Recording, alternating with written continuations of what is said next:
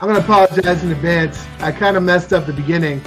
It's because I'm having some tech issues. I'm on a different machine. I got all kinds of issues at the house. The biggest, Jesus. I know. So I'm going to apologize in advance if anything. I already messed up by showing our images at the beginning. That's not supposed to happen. But the worst problem is that my Roku is not working, and so I can't stream anything. All I have is regular cable. And so I'm stuck. I know. I can't, like, usually at the end of the night, I'll like stream something like The Office or something stupid that I can be brain dead and watch. But like, I'm stuck watching like sports like that I don't care about, and like movies on demand, and like you know, regular cable, old days. You know what I mean? So it's like your inner like 14-year-old is just totally busted by this. Like, can't you stream something on your phone? Because then you can just eliminate the whole process.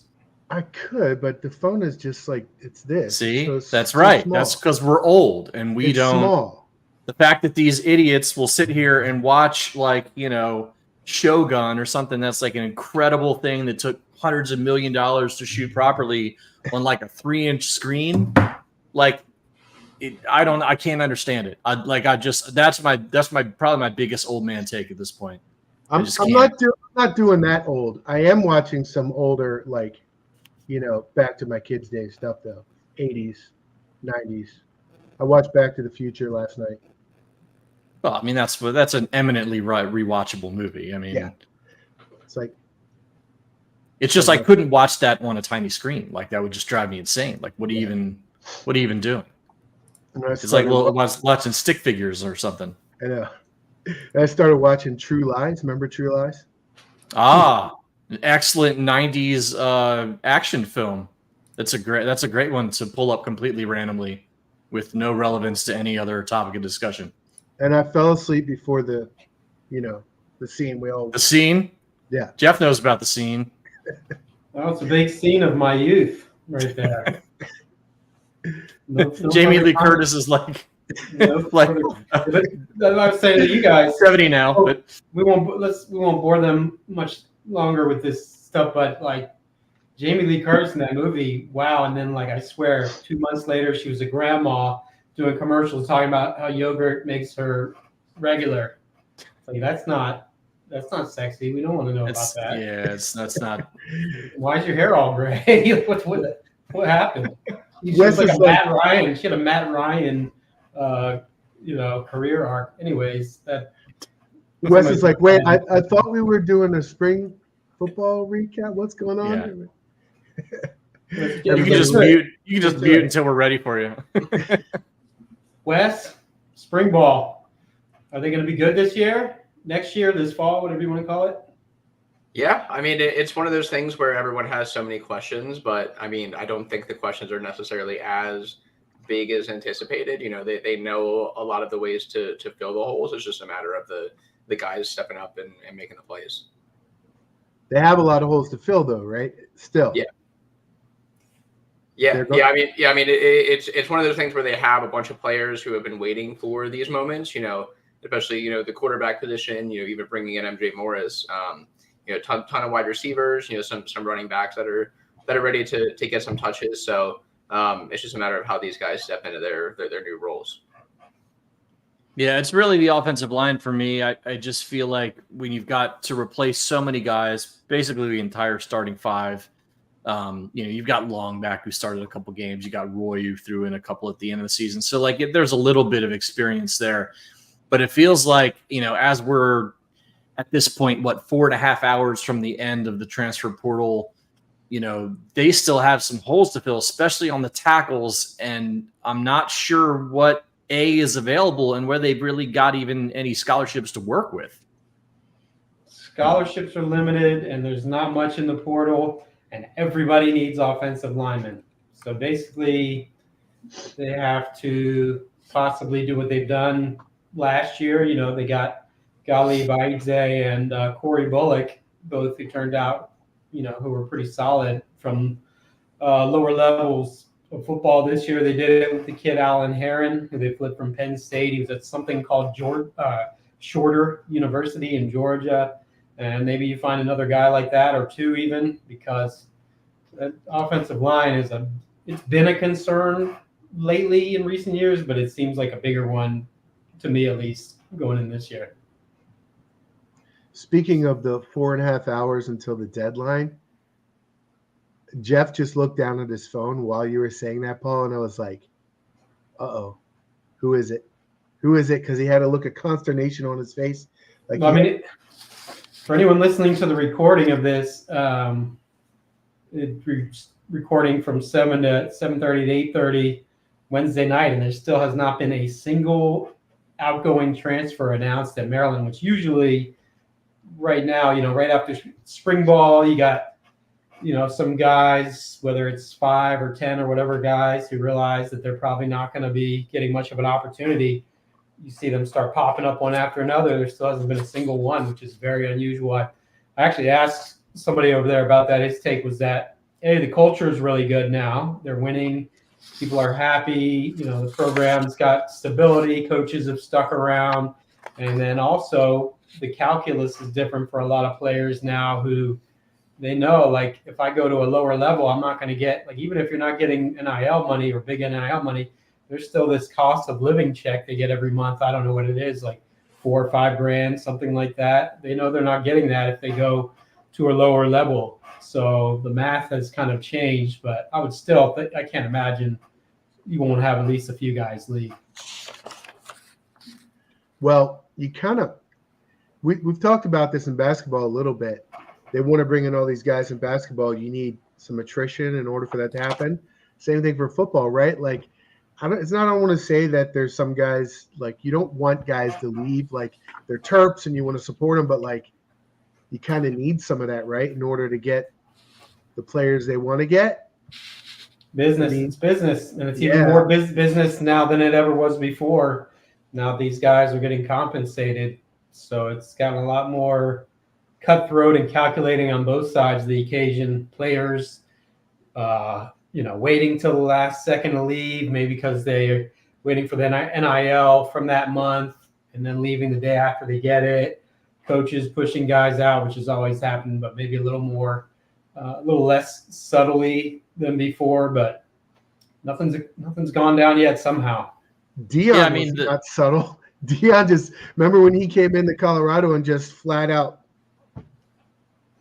So he's Dion, though. He can get away with it. I guess. Yeah, but after they have a losing season this year, we'll see. I was gonna say you ain't getting away with it if you keep putting up 4 and 8s or whatever every year. I mean, that's gonna get old fast, especially once his kids start rolling out. Yeah. But that's neither here nor there. I mean, if you want to look at the portal as a positive, which I still generally do, I think a lot of it for a lot of players, especially when you're talking about 85-man rosters, is you're just trying to find your level. I mean, if you're a redshirt sophomore and you're still stuck with the 2s and the 3s at Maryland, you're probably not good enough at this level. So maybe you take a look at a Charlotte or a G5 program where you can go and maybe be a starter, or at least be in the 2 deep. Yeah, the money's not going to be there, but you're not getting any money here either. So there can be some positives to that, and the idea that Maryland ends up maybe sucking up some kid from an Alabama or a big school that couldn't quite pull that 2 deep. So there's good reasons to make these types of moves too. I think it very often it gets kind of put in this like, oh, well, kids are just being selfish and don't stick to their commitments and things of that nature. But I do think there are certainly good reasons for kids to decide, hey, maybe I want to take a look around. I'm not sure that's a Corey Deitch's situation, but it might be for some of these other guys who have been here for a couple years and just, couldn't quite get on the field. Well, so I've got an idea of what they need, what I think they need in portal. But Wes saw the guys up close and personal. Wes, how would you rank like the top 3 needs to get if you could get a few ready-made transfers?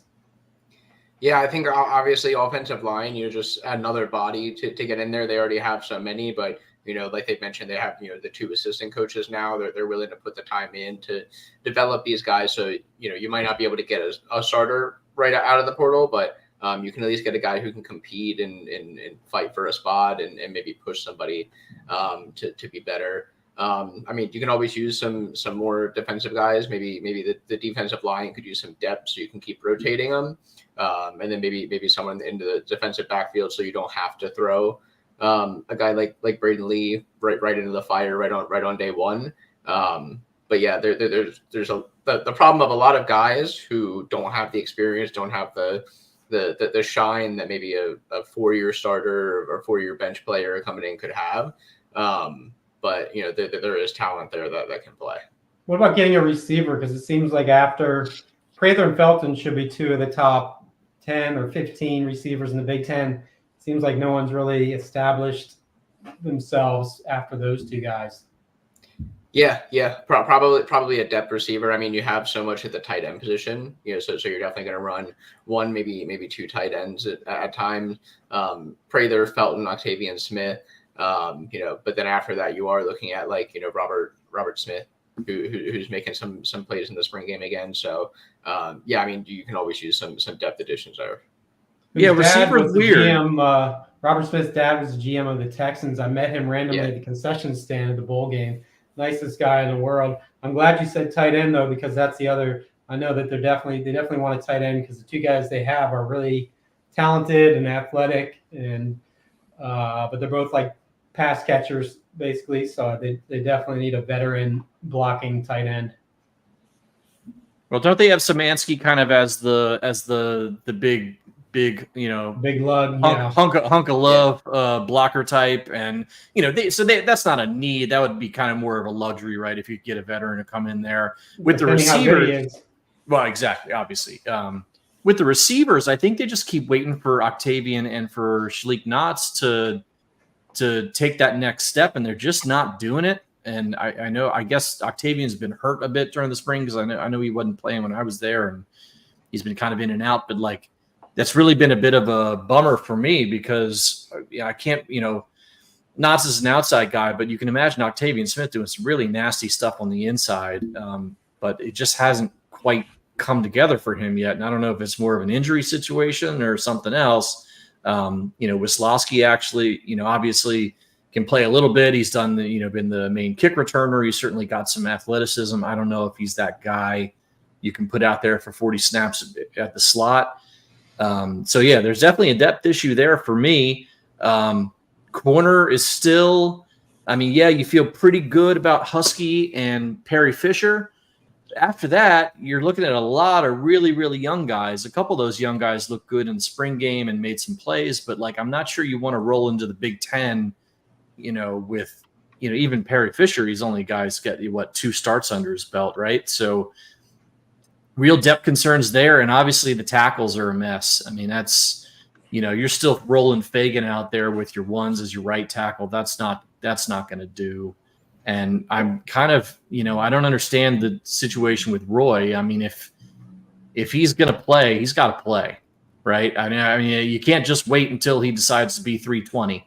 You got to put him out there. And if he's a good enough football player, you can at least get away with it for a while, especially at right tackle where you don't have to be a giant guy, especially with his frame. But, I swear during the spring game, seeing Fagan get pushed back, 5 yards every play they were trying to pass, that's just not going to work. So that's the really only big concern for me. That feels like the offensive line this year feels like a situation where just with the quarterbacks, if none of the quarterbacks works out, and if none of the offensive tackles work out, you could be talking about being 2 losses more than you would expect otherwise. It's a big deal. Yeah, with Roy, Maryland doesn't get many guys with that kind of offensive lineman with that kind of offer list. So when you do, he needs to be something for you by his 3rd year, which this will be. Otherwise, that's a huge miss. I think, they've got some depth guy. They like Isaac Bunyan, who was a defensive lineman last year, moved over to offensive line. They said he's got really long arms, super strong, but he's raw. The odds of converting a guy and having him be a capable Big Ten offensive lineman right off the bat are pretty slim. So it will be interesting to see what they do. Yeah, I think on the inside, at least, you've got the Purdue kid who seems like he's going to be an upgrade at center. And the guards, you've at least got a bunch of guys you can throw out there. Ball they've said some good things about him. Bunyan, obviously, they're not putting him in there for all those reps, or they don't think they can get something out of him in the fall. Long has started a number of games. Like there's some dudes there at least. Tackles, man, I just don't know. I mean, obviously they like Heron a lot, but he's still a D2 kid who's popping in out of nowhere. So it's a little scary. I guess we might as well just roll that into the big question, Wes. What are your feelings about the quarterbacks and where we're at right now? Yeah, I think it's interesting because you, like Loxley said, he opened up spring camp saying, it's a 6-man job. I have no idea, it's a six-man fight. I don't know who it is, but you pretty much are down to 3 guys. You have Billy, you have MJ Morris who transferred in, and you have Cam Edge. Billy, obviously, everyone knows, who he is and what he brings. He stepped in for Talia there at times. He's got some question marks as a passer, but he can run. He's got the toughness. The guys love him and he can be a leader. Then you have MJ Morris who came in, and it seems like in the spring that he's just missing that connection with the guys. It seems like just a timing thing. When Billy Edward had so many years in the system, even if he is just watching from the sideline playing some spot snaps, that's experience that MJ Morris didn't have walking in February. So then you have Cam Edge who's a good passer, but he was still a little off on some of his reads, and you're definitely going to just have to be more mobile in this kind of college football game we're in now. So it's going to be interesting to see how the 2 of those guys can push Billy Edwards. But I would definitely say if you had to start the season day, you would probably put Billy Edwards out there for the experience factor. That's contrary to what a lot of the reports from spring game were. Most obviously MJ was the MVP and got most of the accolades, and a lot of people predicting him now, but you're saying Billy. That seems not to jive with everybody else. Yeah, Billy mentioned after that he wasn't even sure if he was going to play in the spring game because he got hurt in the scrimmage at Blue. But at least from what I saw at Blue, it really seemed like it's mostly between those 2 guys. If MJ can get familiar and get those connections with the guys. So I mean, Edge is kind of on the outside looking in, but he is someone who could make a run at it. Yeah, and I think when you're talking about the spring game specifically, when you take Billy's read option away from him, that really limits what he can do. I mean, nobody is expecting him to sit back there and throw the ball 50 times a game. If that's the case, Maryland might as well just pack up and go home. So I'm not sure the spring game is a great objective look at where the competition is, but I will say what I saw of Morris in spring game was way better of what I saw of him in practice. And it does make you wonder whether it's just a situation with him where he's got the goods. It's really just about learning the offense, getting down that kind of timing with the receivers. And once he does, he's going to run away with this thing. But I agree with Wes. From what I can tell and from what I'm hearing just from friends around the program, it does seem like it's more of a 2-horse race than a 3-horse race at this point, with maybe Billy a little bit ahead. Spring camp, camp opens 3 months from now. They're going to get a lot of 7-on-7s in. They're going to get a lot of informal practice, a lot of stuff on the side. I think by the time you get to that second week of August, I think Locks will have a pretty good idea as to at least the way he wants to start and kind of go from there. And I still think I'd be shocked if Billy didn't get the first shot at it, but certainly, if he can't be accurate enough in the pocket when he has to make those throws, you go with MJ, give him a shot. I don't feel like there's anything to lose there. And at least the way the schedule plays out, those first 6 games do give you a little bit of room to mess around and try and figure things out. For, as usual, you get into mid-October and November and it turns into a friggin' nightmare. Not as bad a nightmare. Not as bad. Just a regular nightmare, not like a Freddy Krueger, everybody in your family dies kind of nightmare like it normally is. Yeah. And honestly, you also kind of get to the point where, Billy spent time in the system. He's still well liked by the guys. He likes the program. It's one of those things where if the change does have to be made, it might not be as detrimental as some programs have seen, where you put one guy out there for the first game and then you end up saying, maybe you're not the guy right now. you end up putting someone else in, but then his confidence is shot down, and it's sort of a whole chain where maybe you can't go back to him and all that kind of stuff. I don't think Maryland would see that with Edwards. So I agree. It's probably something where he probably gets the first nod. But I definitely think MJ with time can rise above that. And if Billy doesn't win the job, if Morris wins it, make Edge the backup, put Billy in as a fullback and run the triple option, right? That guy was born to do stuff like that.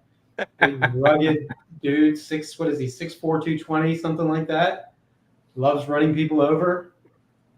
Or a tight end even. Let's just wishbone it. Who cares, man? Let's get weird, right? It's gotta be, I mean, honestly, like this year, there's got to be some team that runs it so it's in the college football game. Oh, man, only another 2 months. Me and my son are counting down the days for that one. Do we have a release date for that yet? Because I already need to, because my kids have bogarted the original PS5, I've got to have a very scary argument with my wife about why we need a second PS5 just for me. So that's going to be fun. I need to July. Okay, I got to work up to that. I got to do some nice stuff and make some good dinners and things of that nature. Yeah, I think at some point this month there's going to be a trailer, and I think that probably will have the release date. Okay.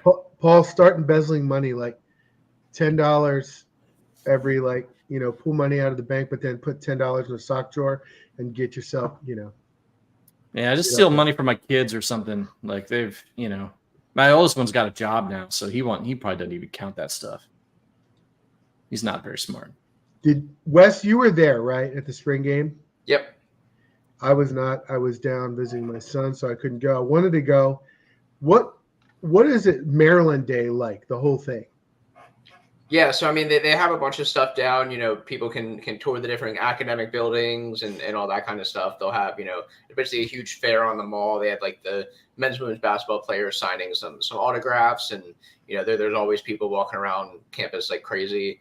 A lot of people who came just for the football. I know some people mentioned on the board, but the parking was a bit of a mess if you tried to get there between 11 and 12 or a little after 12, because everyone's already been on campus for 4 or 5 hours going through stuff. But yeah, it's like basically just a huge fair for Maryland as a whole. Do you think the crowd for the spring game was better or worse than usual? It was definitely better than usual. It's one of those ones where, based on the camera angle, they never put anyone on the other side of the stadium, so you don't really see it. But I took a picture from above, and it really wasn't. It was definitely better than usual. I know Doan and some of the other guys who wrote some articles. The recruits kind of noticed that, even if it's not 45,000-60,000 people fill in the stadium, it was definitely more, and it was definitely some key support. Hey, Wes, so who are give me like 3 guys that you feel like broke out a little bit during the spring, just as guys we might not naturally think of as dudes we would be looking forward to seeing in September. Like just a couple guys that caught some attention that we might need to kind of keep an eye out for once the season gets started. Mm-hmm. Yeah, I mean, obviously the number one that's been talked about a bunch is Nolan Ray as a running back. I went out and saw him when he was a senior there, going through some injuries in high school, but one of the fastest guys on the team. My vote for spring game MVP. 96 yards on the ground, including a 49-yard rush there in the spring game. So he's a guy who will kind of continue this. Maryland's really hit on a lot of running backs here, to the point where they've got guys entering the portal, going elsewhere, and they still have more coming in. So it's good to see that panning out. You probably look at a guy like Wisłowski. He's kind of a depth guy. But I did like what I saw from him. He's someone who could play, more than just the kick returner, punt returner kind of role. And then I was really surprised when I was at the Blue scrimmage at how much Braden Lee was getting some shine there as a true freshman, with how deep, college football is and rosters and always, trying to fill those starting spots. He's really fought for playing time already. And I wouldn't be surprised to see, definitely try and milk as many snaps in those 4 games as possible, similar to like they saw with Alex Moore last year at safety, playing a bunch early. it's going to be difficult to try and contain that red shirt on Lee, especially if they aren't able to get another top corner out of the portal. Yeah, I was going to say most of what we talked about so far has been the offense, and you're hearing on the defense that the front seven's really stacked. The secondary has some holes. Is that your takeaway? Yeah, for sure. I mean, like a lot of people have mentioned, it's, Maryland's defensive and offensive lines, they're night and day from what they were 10, 20 years ago, and just the size, the power, the speed. Jordan Phillips is a kind of guy who, Maryland doesn't usually get at this stage of his career. He's got so many reps. He's really built, for Big Ten football, and that kind of trickles down from the guys behind him. You even saw with the interception return by Kiari James, early enrollee freshman, already making plays. So not all these guys will be able to see the field and get that experience, but it's definitely been nice to watch. And of course, the special teams, huge commit today. Huge commit. Hey, don't make fun of the punter. That's a big deal. This is Big Ten football. Yeah, I agree. I was kind of making fun of myself because I am excited about the punter, and I thought that it would be funny that I was excited about it. Bryce McPherson, punter, coming from Notre Dame, and he started there. Averaged like 46 yards a kick. I mean, that's pretty damn good for a punter. Yeah, and 2 years of eligibility. So, obviously Spangler was the senior last year. Brendan Segovia's kind of, taken over a bit at the punting. But you even saw in the spring game, Jack Howells had to step in for the white team and punt it 6 times. So you definitely like having 2 guys there, in case of an injury or if you want to platoon them like they were doing with Spangler and Pecorella there. But 38 punts at Notre Dame, 45.1 average with a long of 59. He's right-footed, Segovia's left-footed, so you can platoon him, like they did. But yeah, definitely a solid addition. That's right. And we got a comment from Mr. Mad Mike 0003. Brian Ferentz hire already paying dividends. That's right. Hey, I was going a long way punting that ball, man. That was fun. The reaction to them hiring him as an analyst, which is like one step up from an intern, is kind of funny. I mean, it's wild, the guy, man. obviously, he was a big national name because of the offense. And the offense, he was the OC at Iowa, and they struggled so bad, and his dad made it worse by, like any dad, refusing to fire his son, where the AD had to step in and fire him after a while. But he was their offensive line coach. He's been a coach in the NFL with the Packers. So you get a guy like that as an analyst who's basically just support staff, catching things that somebody else might not catch, or filling in the cracks here and there, or giving you a lead on a recruit from somebody he knows from 20 years ago in Iowa or whatever. Those guys, that's a no-brainer. I understand, people make a punchline out of it. But well, Saban did that for years, right? That's how Locke rehabilitated himself. Yeah.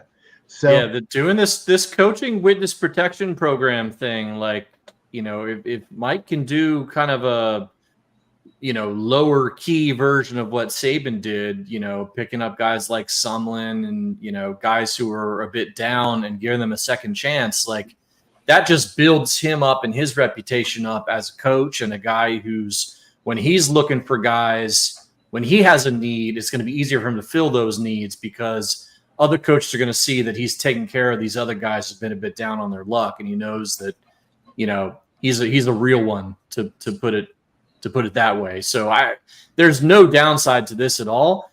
Brian Ferentz is an excellent offensive line coach in his younger days too. Like, it's like James Franklin. Like everybody saw him as an offensive coordinator. It's like, get this fucking guy out of here. But, he's a pretty good wide receiver coach. And obviously as a CEO of a program, he's damn near elite at this point. Right. So guys just have different skill sets that they're better at or worse at. And getting a guy like that in here to help again with all these offensive line program problems and being able to try and maybe go and find some offensive line talent that might be a little bit, lower down the recruiting totem pole than we're used to, or in areas we don't necessarily recruit very hard. I mean, if this dude's got a line to some corn-fed dudes from Iowa or Wisconsin or whatever, you can come in here as 2 stars and kill it, by all means, man, pay that man his money. Yeah, I'm all for that. So before we move on, Wes, overall impressions about spring, successful spring. No, well, there was one kind of injury, right? Yeah. It looked like at the blue scrimmage, Levon Johnson went down and needed an air cast and everything, but it seems to be okay. So I guess, time will tell. Obviously, I would say it was a successful spring. Locks talked about, you get away with minimal injuries, kind of reset here. You said they've got this month of May to kind of, relax and do some informal stuff, coming back for workouts in June. So it'll be interesting to see how everything pans out after that. But I would definitely say things are still trending in the right direction, and there's no need to, start panicking, for the fall yet. So for both of you, is it like with the portal being what it is and everything the schedule's changing, or is May still kind of like the old school evaluation period where you'll have all these, recruit, events and things like that 24/7, and everybody else will run all their stuff on these weekends, and you're really trying to kind of figure out exactly who you're going to be pushing for in terms of recruiting. And then once June starts, you start your own camp schedule. July, give your coaches off to kind of, go on vacation and whatnot, and then you hit it hard in August. Is that still generally the schedule now? Yeah, I don't think it's changed. I think it's still the same. So just like every year, we'll see kind of a slow trickle of recruiting action, and then bam, June comes, and all of a sudden it's like, oh my God, this is the 8th commit in 5 days. It happens every single summer. So that's the formula. And while we're on that, why don't we go right into Malik Washington? Where are we at there? When's that visit coming up? I think they're looking good. They still haven't. I don't think there's been much confidence lost over there. There was some concern about Penn State being a threat once they lost out on Matt Zoller's in-state kid who picked Missouri. I don't think they've gained any traction. That's hilarious, by the way. Yeah. NIL is a whole different ballgame. So I think they're still clearly the leaders for Malik Washington. I know they'd like to get it done sooner rather than later. I think the final of his 4 visits, he has Central Florida, Syracuse, and I believe Virginia Tech. I think Maryland is the last one, like toward the end of June. So I'm sure that they have that circled as getting him wrapped up in late June if they can. Did he already go on the Virginia Tech visit, or is that still upcoming? I don't think he's taken an official there. Okay. Yeah, maybe an unofficial. Yeah, I think he went down there for the spring game, and then he came up for Maryland's spring game. He commented that the Bud Coombs commitment today was intriguing. So it's definitely, it doesn't hurt to keep pulling in some local guys even before you get a guy like him. Hat tip to Matt Swope on that one. Sure, that didn't hurt. Yeah, for anybody who missed it, Bud Coombs, a running back from DeMatha, who's also a star baseball player, committed to Maryland on Wednesday. Long expected. We'd had him crystal ball to Maryland for about a month. Good get. I think he's number right around 54 running back in the country, 3-star kid, and plans to play both sports in college, which, as we know, is very rare. But maybe he can do a Dante Trader except with baseball. Hey, just for the record, if 24/7 is to be believed, Malik Washington took his official visit to Virginia Tech on April 12th. So he's done with them, and that's the other team that Doan and others have said might be the competition.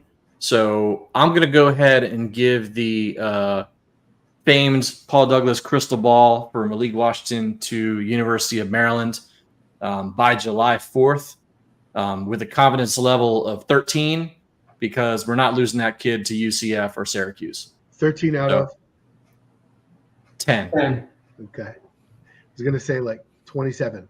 So let it be written, so let it be done. Out of 1,000. Yes. Well, hopefully he can be. Does he have any charismatic pool like Pied Piper stuff? Is he going to be able to? Yeah, he's that dude. He does. They say. Okay. I asked, obviously locally, a lot of guys know him, including a couple of his teammates. Maryland's also recruiting. But they told me that even some guys from, I've heard some guys from out of state are calling over, like, what's the deal? Is he going to come to Maryland? So he's well known, and I think there's a good chance that once he gets out on this camp circuit this summer, his rating could rise. Okay. Well, we got a question that is a perfect tool to use to switch from football to basketball, and it's a question Can't imagine what that is. Everybody cares. Everybody's talking about. So we're going to pop it up here. Whatever this is, Joyce Nyanshara McCory YouTube channel. You get your little plug there. Is Chaz Lanier coming to Maryland? I was watching True Lies earlier, and no, I hopefully not with your son. If you're watching that scene. You're supposed to pop up the screenshot, Lawrence. Of? I forget. What screenshot? The 90s movie, the hoodie. Oh, well, somebody asked us this random question for you all that has nothing to do with football. Who do you prefer, Alien or Predator? See, that's the 80s, though. That's different. That has nothing. There's no coding in there about this particular recruit. Hey, I already did it, Jeff. I did it at the beginning of the show. Oh, you did? Yes. How did I miss that? You weren't listening to the True Lies? I was listening. I didn't see you pop it up there. I was too busy. I didn't pop up a thing. I just brought it. Oh, I know you dropped the reference. Yes. Anyways, I mean, it's too early to say. They're definitely very much in the mix, far more so than most people, I think, thought. Everybody just Twitter collectively decided he was going to go to Tennessee since he's from Tennessee, but I think they got as good a shot as anybody, and just going to have to be patient because he still has his name in the NBA draft, hasn't taken any visits yet, so it's going to be one of those that keeps you clicking on the site, keeps you on the edge of your seat for the next who knows how long. We'll see. I mean, you never know. Could guys like him, usually who aren't as well known or coming from smaller name schools, usually they tend to withdraw from the draft a little earlier after they get their name out. So that could happen before the deadline because the deadline is like 6 weeks, I think, away, something like that, to pull out of the draft. So, but they're very much in the mix with Lanier. This is a weird one, man. I get a little deja vu about it because it feels like so many times where Maryland has had what feels like a pretty good returning roster, and they just need that one extra piece to put them over the top to make them much more, I guess, in the conversation of the elite programs and the kind of top 15 discussion. I don't know if Maryland's quite there, even if Lanier commits them, but they you can make the argument, and it just feels like every time Maryland's needed that type of kid, they just never quite get him. So I understand the pessimism a little bit.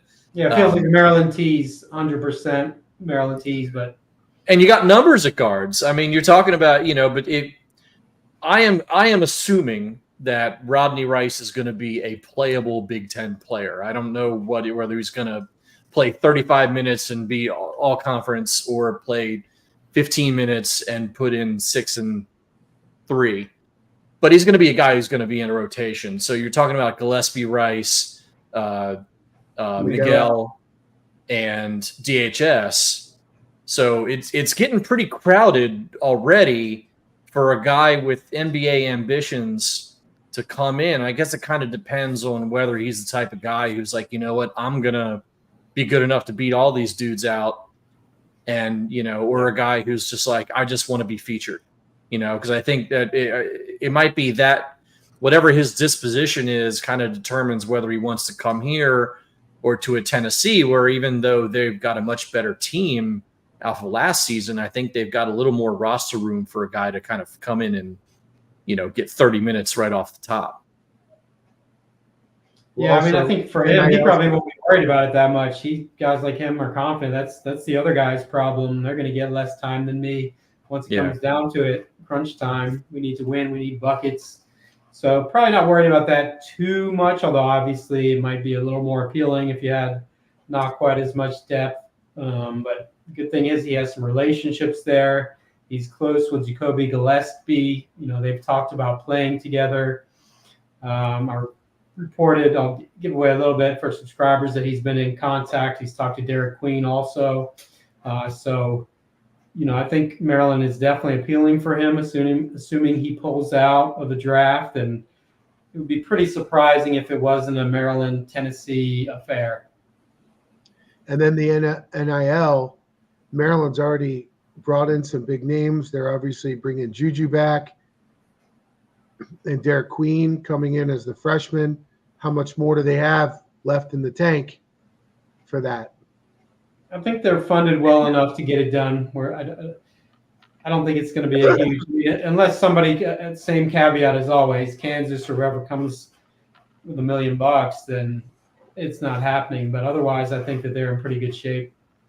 It certainly has to make you feel pretty good looking at the amount of guys they brought in the portal, as well as keeping Julian, as well as putting together a big package for Queen, that they even feel like they've got the kind of money they can even play ball on a kid who's still in the NBA draft right now. I mean, it feels like, at least from the NIL situation, it's night and day, even from last year, let alone 2 or 3 years ago.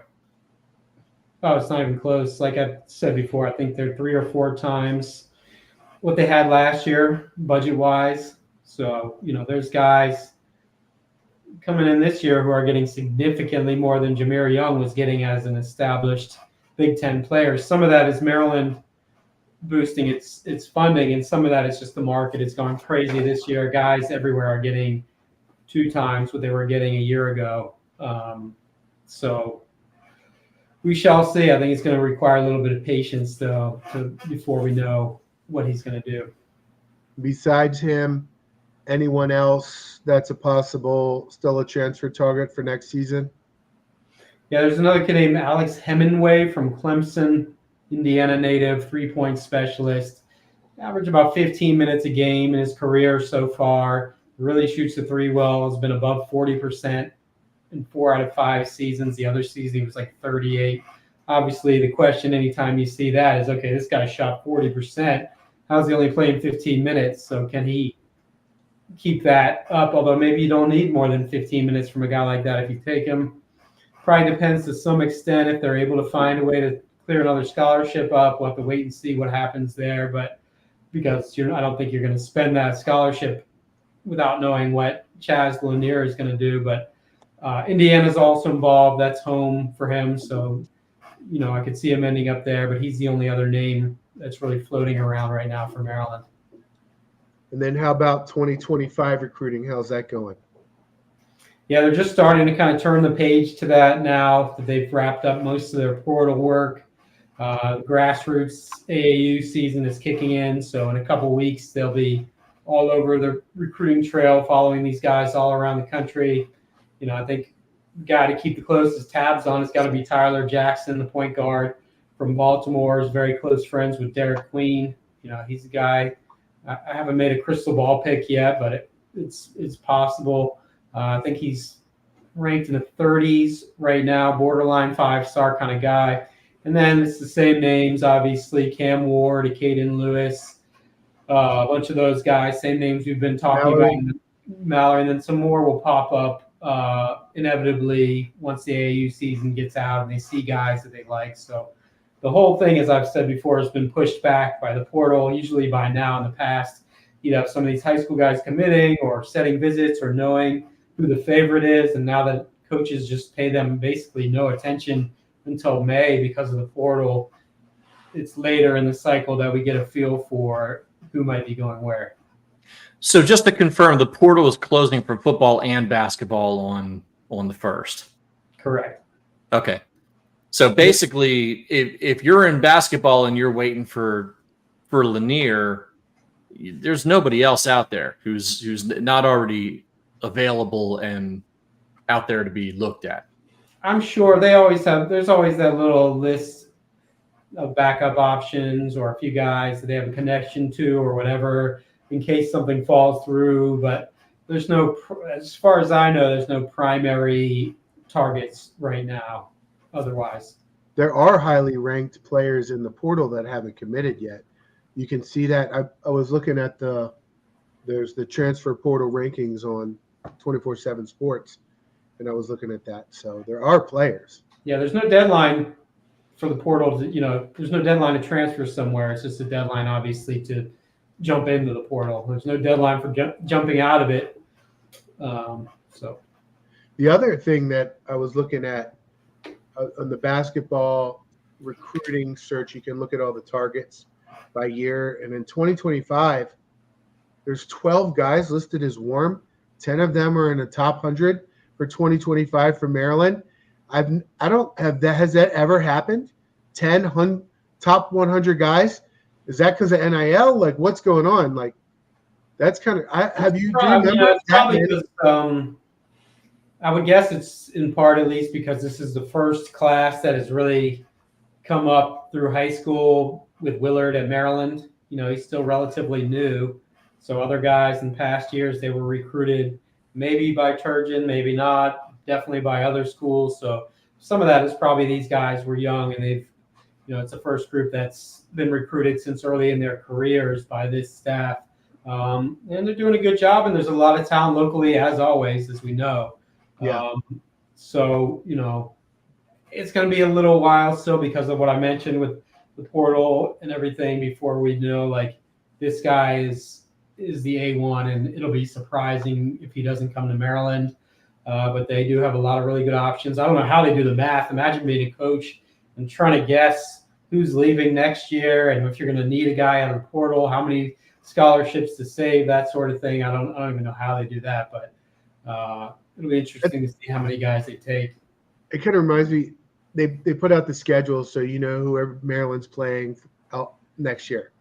And I'm like, how the hell do you know which ones are good and which ones are bad? It's like, it's such a crapshoot now. The teams are changing so much. Half the team turnover, 75% of teams. You don't know which ones are going to be good and which ones are going to be bad. It's like, so like. Well, imagine, just look at high school recruiting. How many high school kids do you even want to take now? Like, if you know that you've got an NIL budget where you can go out and get 3 starter quality guys in the portal every year, do you even want a 4-man freshman class anymore? Or are you just trying to take 1 or 2 that you feel like might be building blocks and just kind of go from there? I don't to push them out. If you're willing to, Yeah, or do you take the 3 or 4 and then assume that you're going to lose 1 or 2 somewhere along the way because they're unhappy or they just don't aren't good enough or what have you, and then kind of go from there. Like again, like Jess said, I have no idea how you do that math because it's wild. It's just a total crapshoot. Yeah. Well, anything else for basketball? I think did we kind of beat that horse? I do have a fill in the blank for you guys.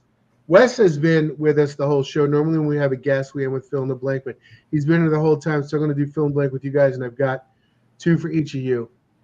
I don't have a non-revenue report for you guys. I did not hook up with Tony Wheeler. I know, Paul, you're Wheels. Yeah, I didn't hook up with him in time. It's my fault. It's not his fault.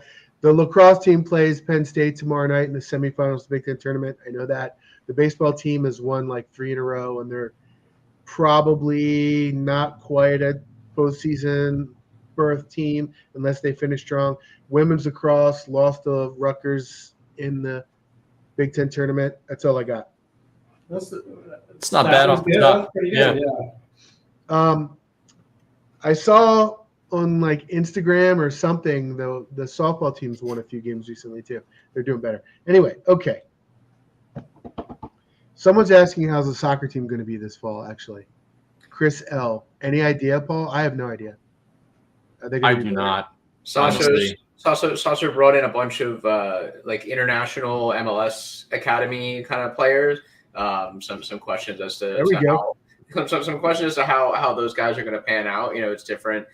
These guys can go professional younger with MLS Next Pro and all these other options now. So it's flipping to where they're kind of recruiting the 18, 19, 20-year-old kid from Germany to come to the U.S. kind of deal. So it's going to be interesting to see how he's able to flip these recruits and pan them out, but they're definitely going to have to be better than they were next year. Wes with the soccer scoop. There we go.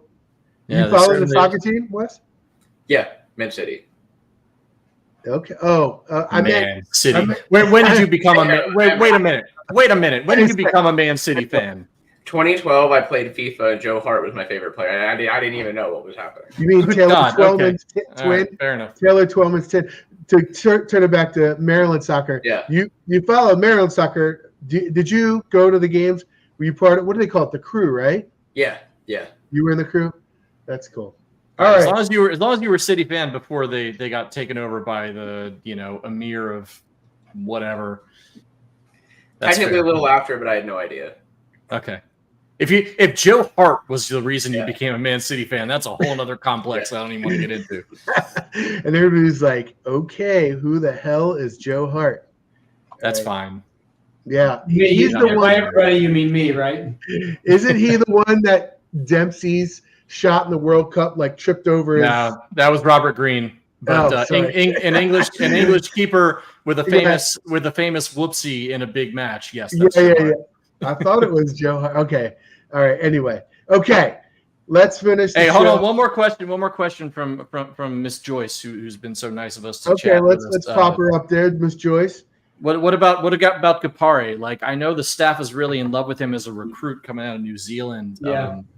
It seemed like he put a little bit together. I'm not sure about the fit more than his talent. I think just he doesn't really add a lot more than you're not already getting from Julian and Queen, I think is my biggest issue. But he certainly looks like a guy who can play for a couple of years. He's got some talent. He was top 70 recruit coming out of high school. That doesn't guarantee you anything, but there's a reason. He's 6'9", moves really well. He has not shot the ball well in his career. He knows that. I actually reported recently that he's going to be training with Chris Matthews, who's better known as Lethal Shooter. He's the famed NBA shooting coach. So he'll be trying to help him out with that, obviously, because you need to have some sort of face-up presence in the front court. We saw this year that Geronimo's not that guy. Julian Reese and Derek Queen obviously aren't proven at all as perimeter shooters. But I think they think he can give them something, whether it's in 10 minutes a game or whatever it might be. It's really tough to sell coming to Maryland to front court guys right now because they all see Queen and Reese there. They all know that they're probably not going to start. Everybody wants to start. So sometimes you got to take a guy and with some warts and hope that it's a fit. Think he could be good? Also, I still like Geronimo. Everybody was kind of out on him last year a little bit. I think he's going to be a good part of the rotation. As long as he's slotted into the right role, right? As long as he's slotted in as that energy guy who's going to play defense, get some dunks off the bench as opposed to a starter who's going to be camped out in the corner shooting threes. We saw how that worked out. And so, I don't know how many – there's so many questions because we don't know how much Queen and Reese are going to play together and all those sort of things. How many 3-guard lineups they're going to play, which if they get Chaz Lanier, a lot.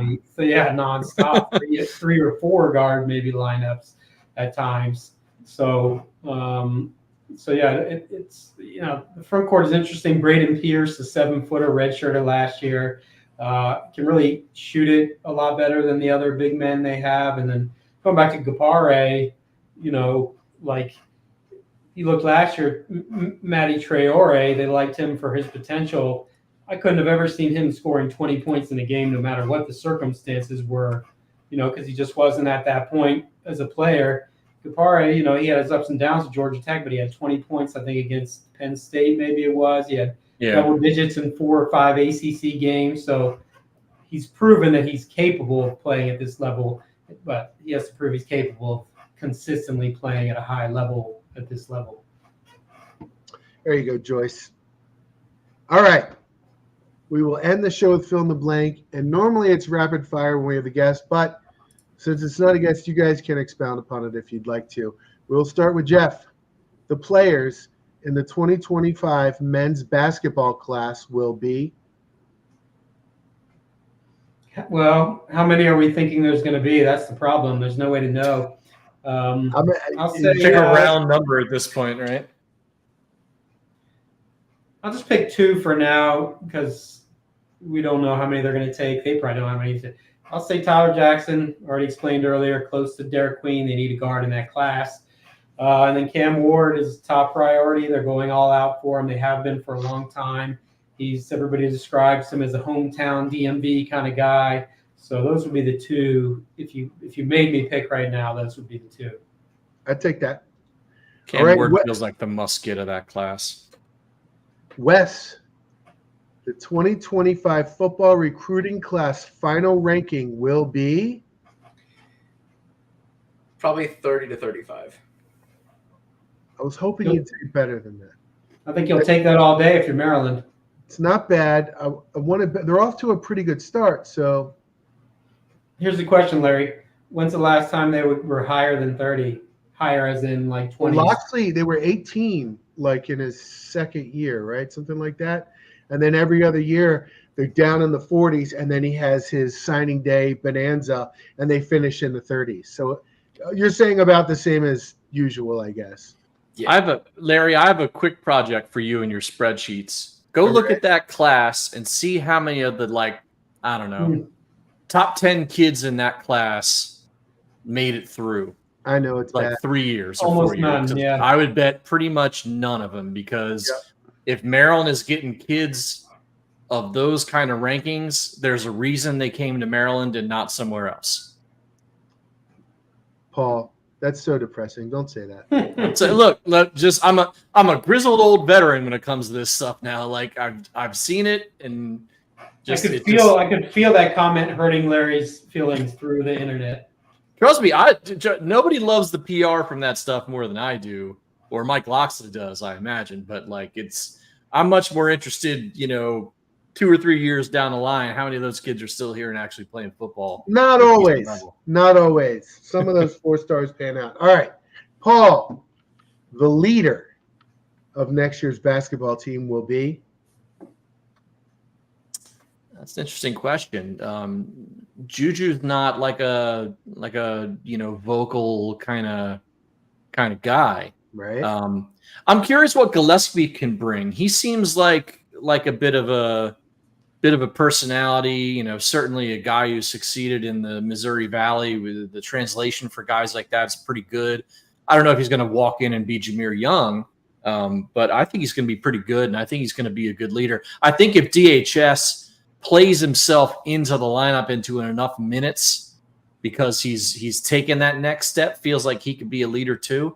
But those would be the 2 candidates that kind of pop off the top of my head. All right. Jeff, we kind of touched on this, but we'll get a little more specific. To start the 2024-25 season, the basketball team will be ranked. Well, I think without Lanier, you're probably in the 25-ish range. With him, you could be near the top 10, so I'll split the difference. I'll say like 19. All right. I would take that. Absolutely. Okay, Wes, the regular season record for the football team next season will be? I'm probably going to go 8 wins. I'm kind of bullish on it. I think the win total right now is around 7.5 over under. I think they find a way to get over with a slightly easier schedule than they usually would probably have. Wow. I am not there. I'm too worried about we're old souls, man. We've seen way too much of this with quarterback issues. Yeah, but they only play one. They only play one out of Ohio State, Penn State, and Michigan. Yes, but they also play Oregon. In Eugene. That's going to be awesome. That's going to be tough, but it's not quite. You're right. It's not quite the same. And I feel like Maryland, just from a program football style, matches up better against some of those Pac-10 teams than they do against those kind of grinded out meat grinder Michigans and Ohio States of the world. I mean, obviously Ohio State and Michigan have athletes too, but their line play is second to none. And it makes you wonder whether just they might be better, USC's and the UCLA's and the Oregon's might be a slightly better matchup for Maryland than they would be against those other schools. They might beat you a lot of time, but they're not going to bludgeon you to death as much. Right. As those teams right. will. That's the thought. And then, I think just from Wes's comment, I mean, you can't say this enough, how important it is for Maryland to be able to show that they can put up another 7 or 8 without Leah. That feels like if there's one thing that's kind of keeping from give Mike a lifetime contract, It's, can you do it without Leah at quarterback? Can you find a way to turn Billy into a guy who can win those games? Or can MJ come in and be that guy for the next 2 or 3 years? That's kind of the whole story of the Maryland football program for me. Like, if you can go and you can say, look, we've set the floor from, when I got here, it was 2, 3, 4, 5 wins a year. Now it's 6, 7, or 8. Like, that is a massive statement. And being able to pull that off in the Big Ten Conference in a way that we've never done in our history. I mean, you can't speak to how important this season is to being able to kind of say, okay, we are resetting this floor. Come join the party before we've left, because, we're doing something big here. Mike Locks isn't just talking about it anymore. He's actually out there doing it. And that matters so much. You offer me 7 and 5, I'm taking it. But Wes. Oh yeah, I'm always taking 7 and 5. Shit. Calling. I might. If you ask me to predict, I might say 6.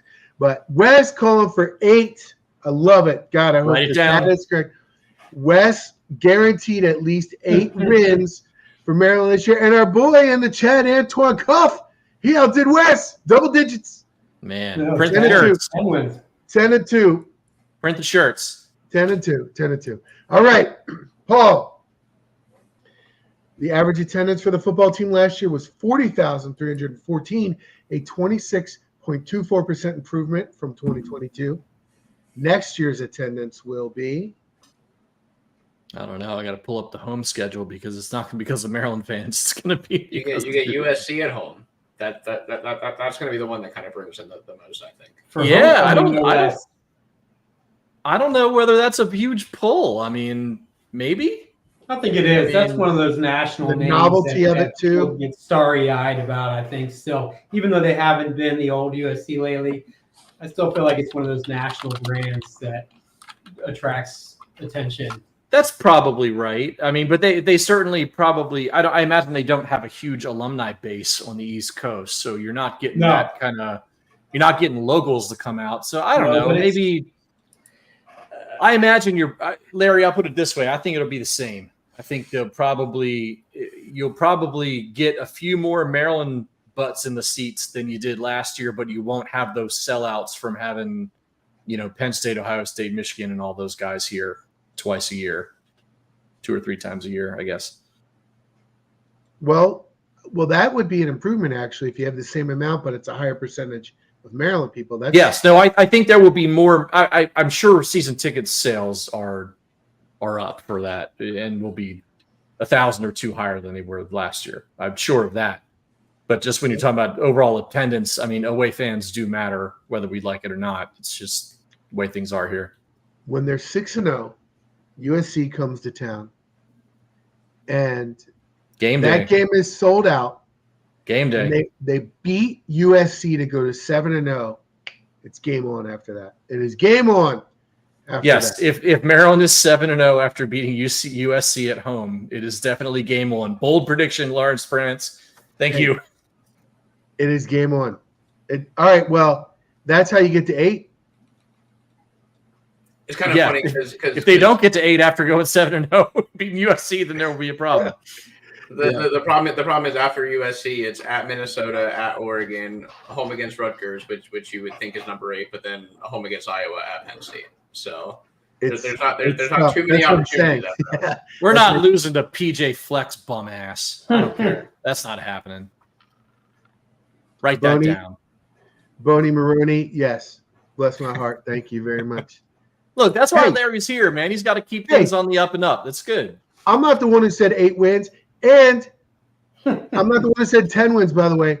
Also, by the way, I just did say I might predict 6 wins, so in my realistic mind, that's where your 6 comes from the first half of the season. Yeah, and after that, the analytical mind, if I'm doing my percentages, I'm like, it's 6 wins. But the fan of me says, all right, let's go. Well, the odd makers put it at 6.5, was it, or 7.5? They're at 7? No, it's not 7. There's yes, no way. It is 6.5. I thought it was 7.5. I thought so. There's no way they're putting us. I know I think we wrote something. Yes, it is. Yes, it is. Without somebody a find the odds. Somebody find the odds. Yes. As of March, FanDuel has it at 7.5. Yes, see, I told you. They're bullish. I might take the under. I know.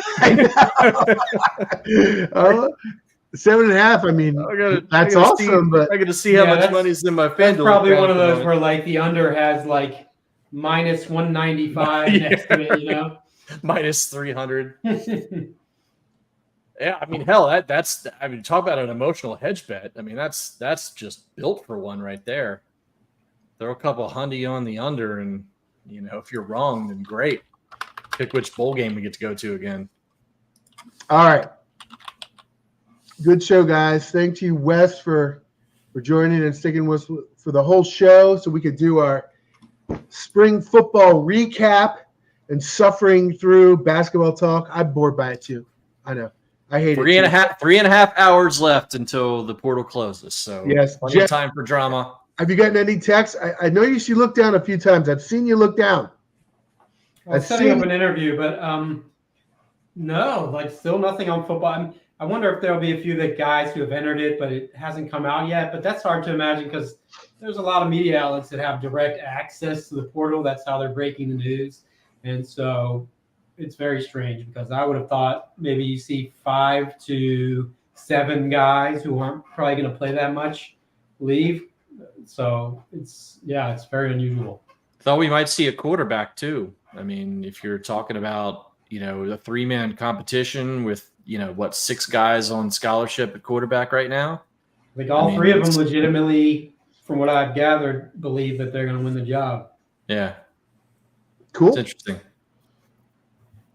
Could be worse. Yeah. Could be worse. All right. Good show, guys. Thank you, everybody, for joining live. Thank you, everybody, for listening back later, whenever that is. Please do us a favor. Give us a like. Subscribe to our channel. All of that stuff. It really helps us out. We will. I don't know when we're going to see you guys again. If there's some big recruits, maybe we'll have a show. But it is the off season, so maybe 2 to 3 weeks. I don't know. We'll make it widely known to everybody. Keep an eye out on the socials, people. Keep an eye out. This is IMS Radio.